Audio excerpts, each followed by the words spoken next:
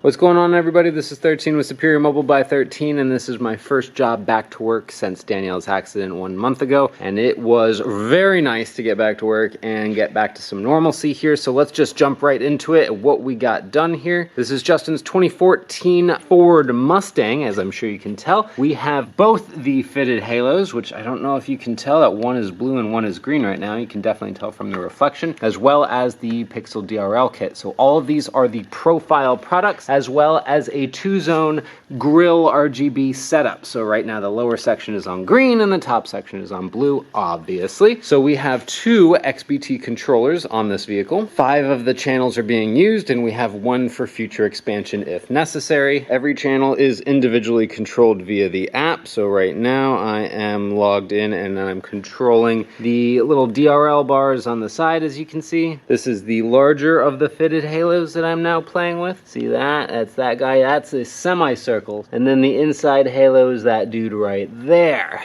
Then using the app to switch over to the other controller, we can just swipe over there, and now we're controlling the grille. Zone 2 is that guy right there. We can do any color we want. And then zone 3 is that lower one. Again, any control that we want. Just moving around the dial and having fun. Now the important part, let's talk about how it's wired up. Because the way that Profile or the retrofit source, however you want to look at it, wants you to wire it is kind of silly. I'm not hating on Profile products. I love Profile products. I use them a lot. I like their RGB capabilities. I like their fitted halos. I like their DRL kits. But their LED drivers are a little quirky in the way that they perform. And if you use the DRL function on this vehicle, then you're going to find out that the little DRL bars turn off when the headlights come on. They turn off when you pull the e-brake. The engine's got to be running. It's just kind of a pain in the butt, and it's unpredictable to people who aren't like really paying attention to the way that their lights are operating. So the way that I've got this is a dual relay isolated input setup, which is my favorite way to install these products. And what that means is that there's going to turn on for 2 different scenarios. One is for parking lot pimping, which is what we've got set up right now, which means that I installed a little button right in the kick panel here,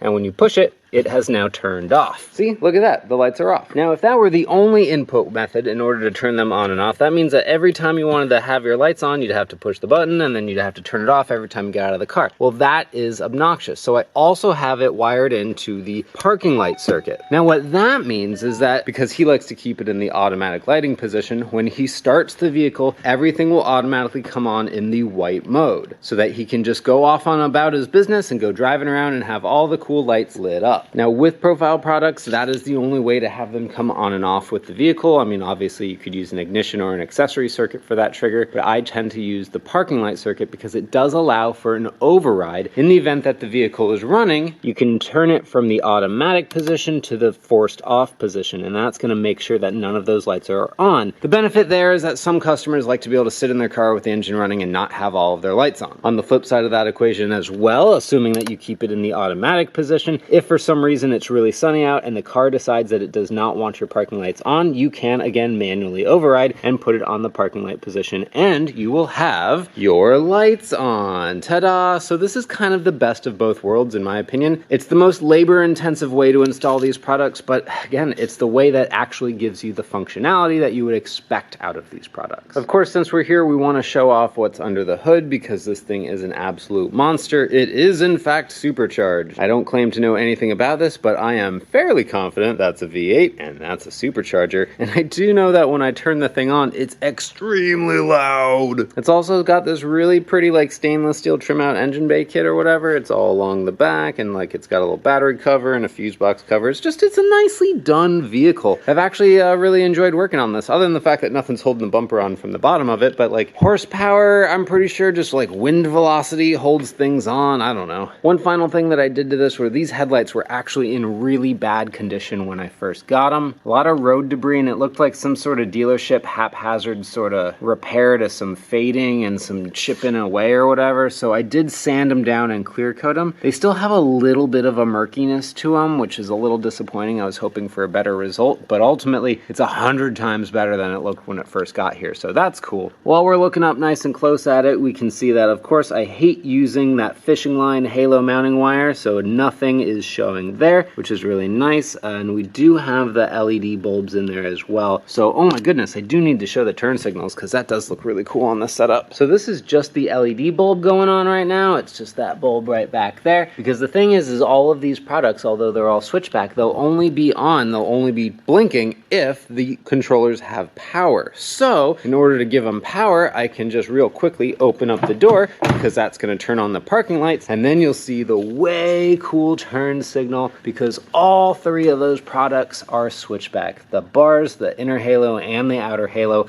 Of course, the Grille is not switchback, so it's just going to kick on white. And then about as long as it takes for the door timer to time out is then all the parking lights are going to kick off, and then ta-da! Voila, we're back to that. Hey, look, here's a crazy combination of a bunch of different strobes and fade patterns all at the same time in different colors. It is quite a beautiful effect. All right, that's about all I got to say on this one. Thank you so much, Justin, for driving all the way from Fort Pierce to allow me to work on your beautiful Mustang. It is much appreciated, and also for being so patient with me so that I could handle the important family matters first and then business second. For everyone else, pricing and product information for this particular build will be in the video description, so make sure to check that out before you comment something like, how much does that cost? Every build is custom made to order, so pricing will vary depending on the options selected. As always, thank you so much for watching this video. This is 13 with Superior Mobile by 13. I shall talk to you later. Woo! Back to work. See you!